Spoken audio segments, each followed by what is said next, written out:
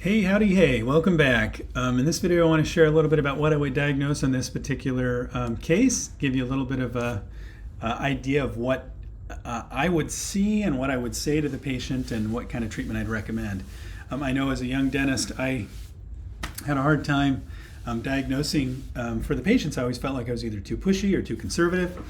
And that's something that we can talk about in another video, but I feel like I don't like the word aggressive versus conservative when it comes to dentistry or medicine, for that matter. Aggressive implies it implies too much, meaning it implies we're doing too much or moving too quickly. And conservative has a very positive connotation. Many of us want to be conservative as opposed to aggressive, but I don't think those words are quite right.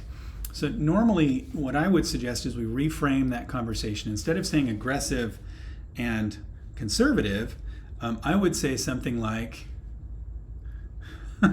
aggressive versus conservative. I would say something like proactive versus reactive. So as we're proactive versus reactive, we can be a little more helpful for our patients, I guess is what I'm trying to say. So being proactive, moving forward earlier, helps us to reduce long-term costs and potential risks. So that's being proactive, as opposed to saying, I'm going to be aggressive with your care. I don't think aggressive is the right word when it comes to dentistry. So let's be proactive as opposed to reactive. Let's address problems before they become bigger problems. Okay, so quick glance at this, what I would diagnose. Tooth number 2, I propose a core buildup and a crown. And let me walk you through why. We've got a failing silver filling, a missing silver filling, probably some recurrent decay, fracture.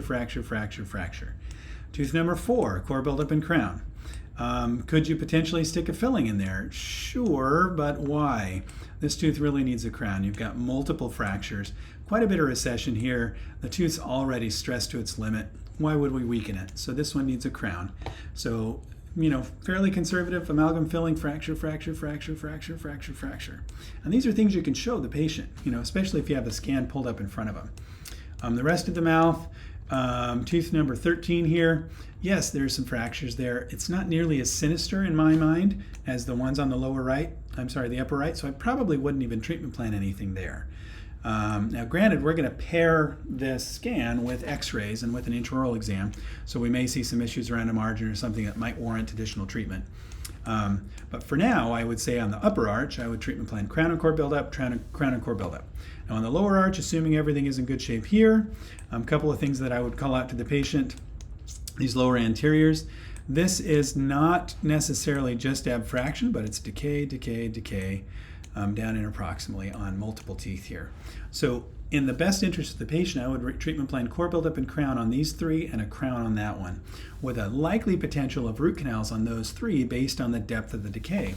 There is a good chance there's a dent and bridge, a tertiary dent and bridge there in between the decay and the nerve, but I would treatment plan root canals on all 3 of those and core buildup and crown on all 4.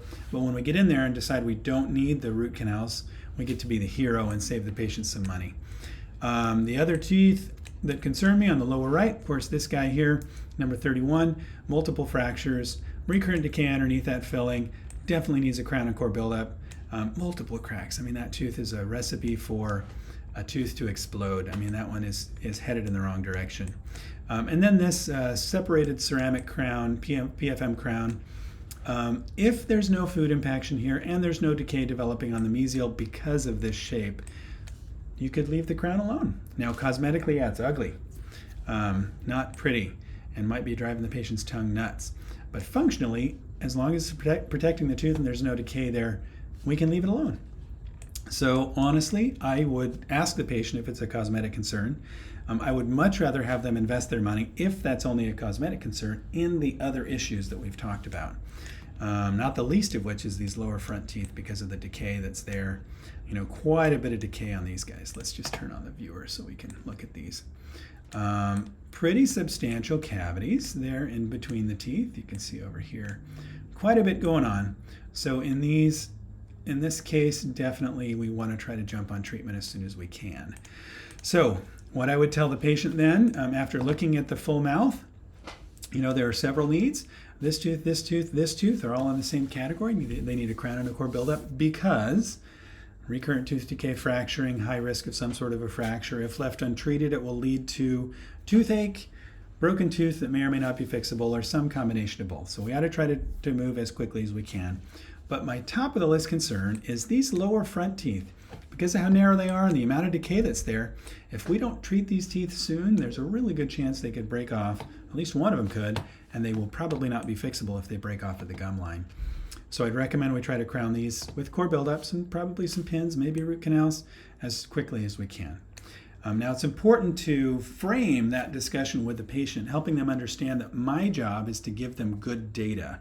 I want to give them good information and then allow them to make a decision that works best for them. I don't have any interest in pushing or coercing a patient to do any treatment. I want to maintain a good, positive, long-term relationship with the patient, helping them understand that I'm a resource. Here's the information. Let me support you any way that I can. They oftentimes will have questions and concerns, answer the questions, and then move forward. But as I've said in other videos, and as I'll say again, very, very rarely is a dental problem like this something that's life-threatening. Once in a while we'll come across an issue where there's a lot of pain or infection, but it's not very often that something becomes life-threatening. And I hate to see dentists put it in that category. Could it potentially develop into something life-threatening? Yes, but the chances of that happening are so slim. I don't think it's helpful to scare our patients to death every time we have a conversation with them. Yes, there are risks, and yes, I would recommend treatment as soon as possible.